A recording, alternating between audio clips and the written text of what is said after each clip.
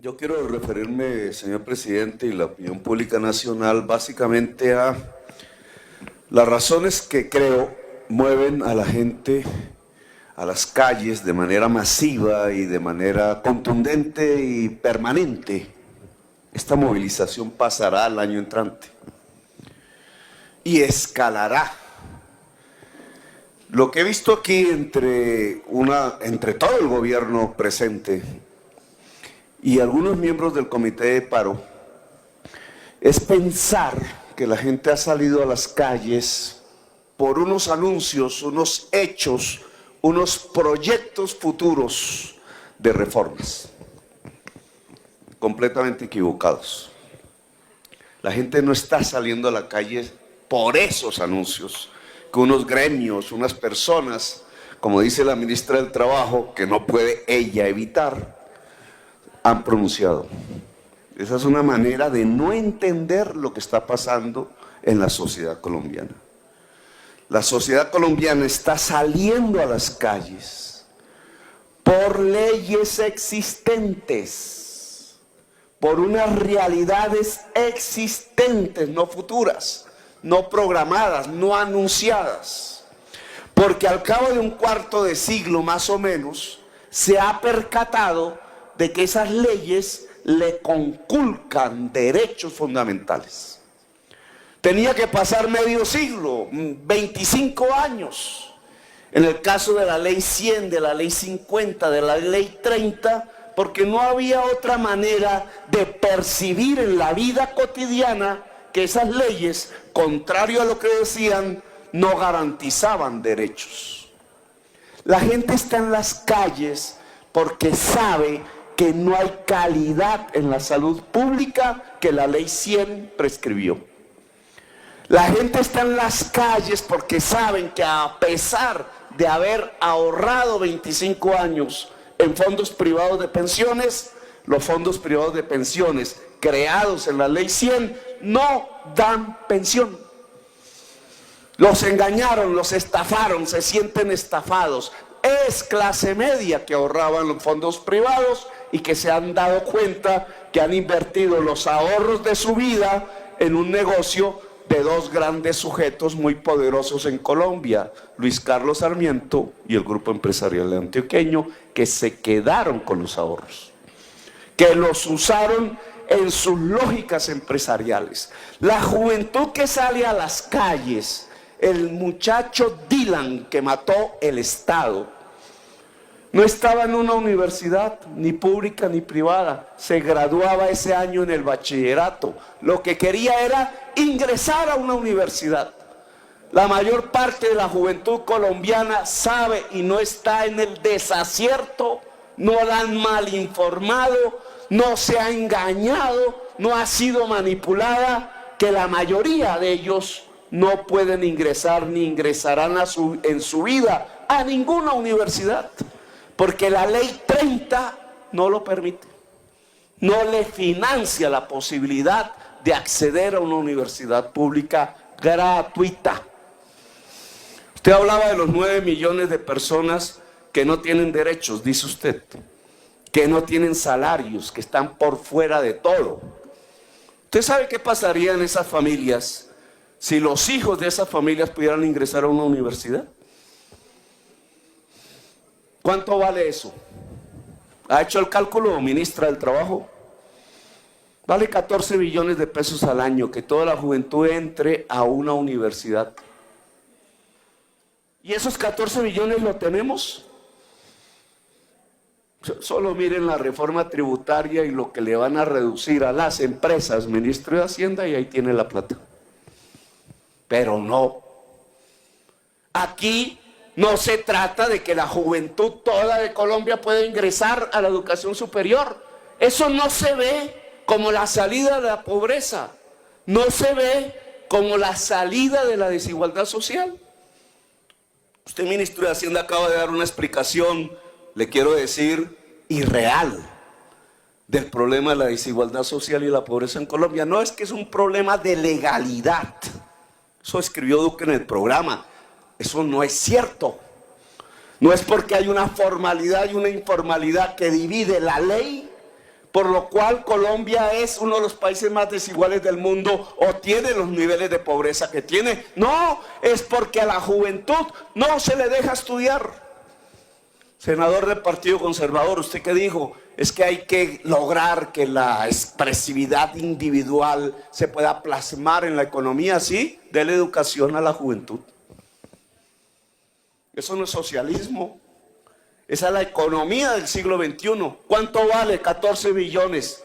¿Cuánto tenemos en el presupuesto? 200 y pico. ¿Por qué no lo damos?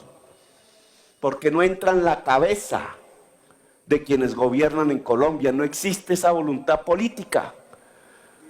¿Por qué la gente sale a la calle? Porque no tiene pensión. Entonces hablemos de eso.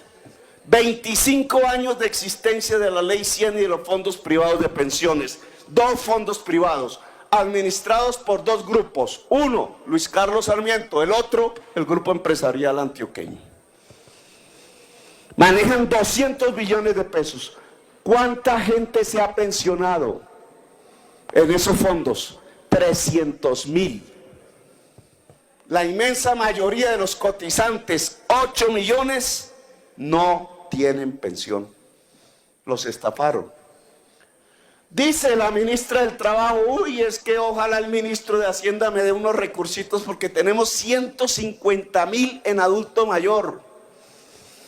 ¿Saben que una reforma a la ley de pensiones actual, no en beneficio de Luis Carlos Sarmiento, sino en beneficio de la gente, permitiendo que cotizaran por lo menos hasta 4 salarios mínimos en Colpensiones en vez del fondo privado, le garantizaría a las personas cotizantes pensión en el 75% del salario y no en el 22%, como establece el fondo? Y saben que eso le liberaría a los presupuestos nacional cada año 13 billones de pesos, con los cuales subsidiamos los fondos, los pagos en Colpensiones. Y que saben, si usáramos la mitad de esos 13 billones en las cuotas de bonos pensionales de la población adulto mayor que hoy no tiene pensión, ¿cuánta gente se beneficiaría? Haga las cuentas, ministra del Trabajo. No son 150.000, serían 2 millones de viejitos y viejitas en toda Colombia. 150.000 nuevos, no, 2 millones nuevos, simplemente si la plata no le llega toda a Luis Carlos Sarmiento y al Grupo Empresarial Antioqueño, sino si le llega a Colpensiones y por tanto el Estado libera 6 billones para pagar cada año bonos pensionales de los que hoy no tienen pensión. 2 millones de personas. ¿Saben qué pasa con la tierra en Colombia? Miren lo que dice la ministra del Trabajo. No, hagámosle las vías terciarias hasta los recónditos lugares de tierras infértiles a donde han desplazado al campesino. ¿Y acaso allá donde hicieron Luis Carlos Sarmiento y Odebrecht o no hicieron la doble calzada famosa con la que se robaron los dineros públicos en el Magdalena Medio, ministro Carrasquilla?